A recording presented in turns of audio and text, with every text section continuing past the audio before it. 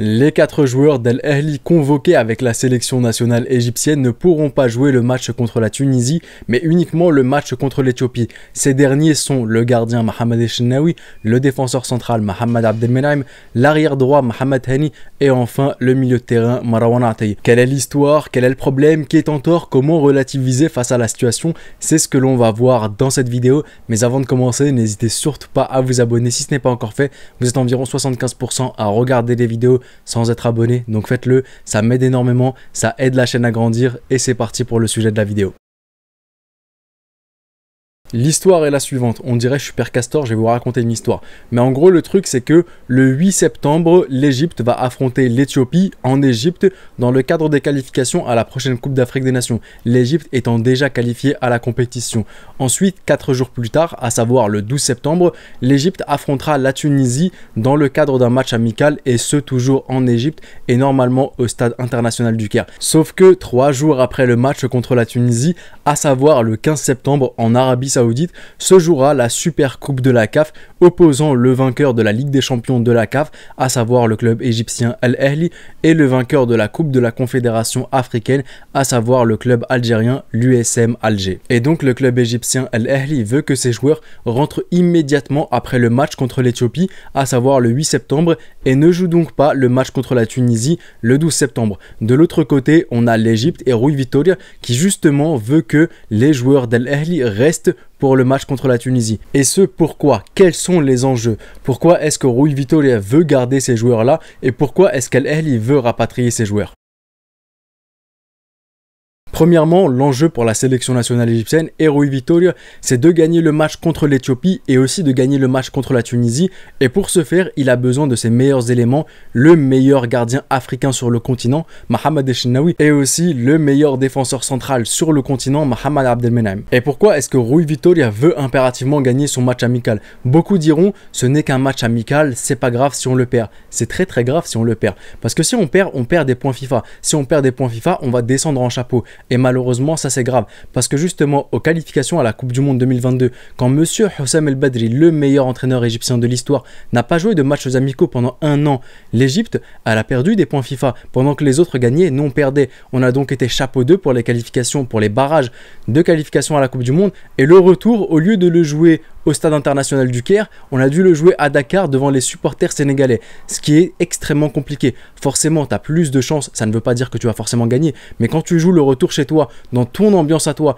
que les autres ils t'ont mis la misère à l'aller, toi tu peux mettre la misère en retour. Je ne dis pas que c'est ce qu'il faut faire, je ne cautionne pas, mais en gros, c'est la réalité du football, et quand tu joues forcément le retour chez toi, tu es avantagé, et on aurait été avantagé. Rui Vitória, il est dans une optique long terme, où il veut impérativement, même pour la Coupe du Monde 2026, être dans le meilleur chapeau possible, pour avoir un meilleur tirage et faire en sorte que l'Égypte ait son épopée en Coupe du Monde, mais aussi pour les Coupes d'Afrique des Nations 2023 ainsi que 2025, être dans un bon chapeau. De l'autre côté maintenant, l'enjeu pour Al Ahly est le suivant, c'est forcément le 15 septembre de remporter la Super Coupe de la CAF contre l'USM Alger, et pour ce faire, ils ont besoin de leurs joueurs à 100%.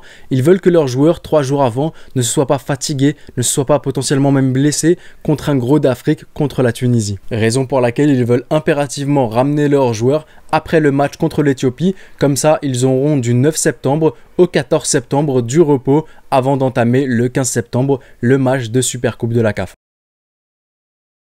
Maintenant qu'on a remis les choses dans leur contexte, qu'on sait quel est le problème, quels sont les enjeux pour les deux parties, qui est en tort? Qui est fautif? Comme très souvent en Afrique, lorsqu'il y a un problème, la première personne, ou du moins entité qui est en tort, c'est la Confédération africaine de football, la CAF. Qu'est-ce qui est passé par la tête de la personne ou des personnes qui ont programmé ce match-là le 15 septembre, soit 2 jours après la fermeture de la trêve internationale? C'est d'un ridicule sans nom, sérieusement. Est-ce que le match n'aurait même pas pu être programmé par exemple le 17, 2 jours après? Ça t'aurait laissé quoi? Du 12 au 17, 5 jours, 4 jours de repos pour les joueurs, ça aurait été suffisant et il n'y aurait eu aucun problème entre la sélection nationale égyptienne et Al Ahly. Vraiment, pour ce qui est du manque d'organisation et des retournements de veste, la CAF c'est la championne du monde à ce domaine-là.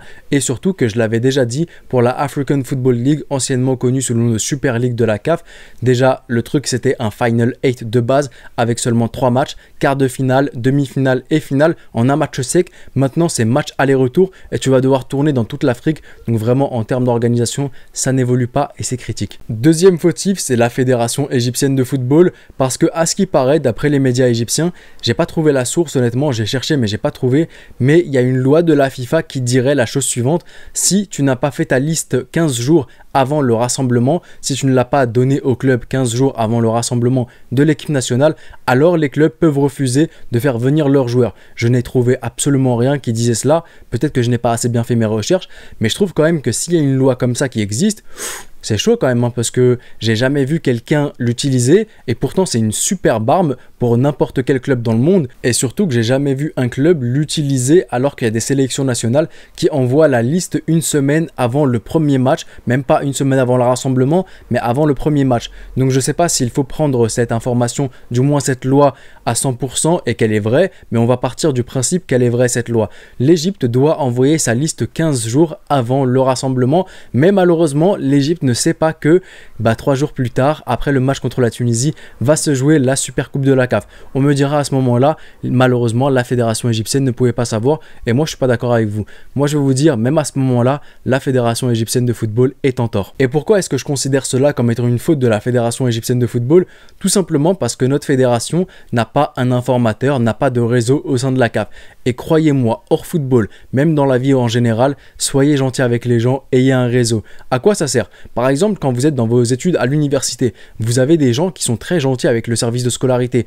Une semaine avant que tout le monde n'ait le programme des examens, l'emploi du temps des partiels, il y en a qui l'avaient déjà. Ils ont déjà pu tout programmer. Vous me parlerez peut-être de rupture d'égalité. C'est vrai, il y a peut-être une rupture d'égalité à ce moment-là, mais c'est comme ça que la vie marche malheureusement. Et pourquoi est-ce que nous, Fédération égyptienne de football, on n'a pas par exemple un réseau au sein de la CAF qui nous a permis de savoir que la finale serait le 15 septembre? Pourquoi est-ce qu'on n'a pas ça? Pour moi, ça pose problème déjà. Parce que pour grandir, il faut forcément avoir un réseau. Et sincèrement, depuis quelques années maintenant, ce manque de réseau au sein de la CAF de la part de la Fédération égyptienne de football, il nous met quelques petites claques et quelques petits retournements de veste de dernière seconde. Et heureusement vraiment qu'on est fort sur le terrain, parce que si on n'était pas fort avec les retournements de veste qu'il y a, on prendrait très très cher. Enfin bon, El Ahly maintenant, sont-ils en tort? Si la loi dit vrai comme quoi tu dois envoyer ta liste 15 jours avant le rassemblement ou le premier match, auquel cas les clubs ont le droit de ne pas lâcher les joueurs, juridiquement, El Ahly n'est absolument pas en tort et ils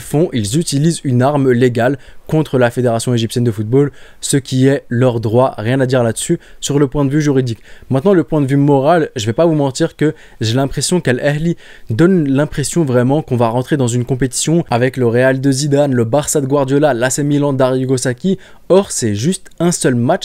Et c'est pas pour enlever de l'estime que j'ai pour l'adversaire. On aurait eu Zamalek en face, Pyramids, le Wydad, le Raja, l'Espérance de Tunis, Mamelody Sundowns, j'aurais eu le même discours.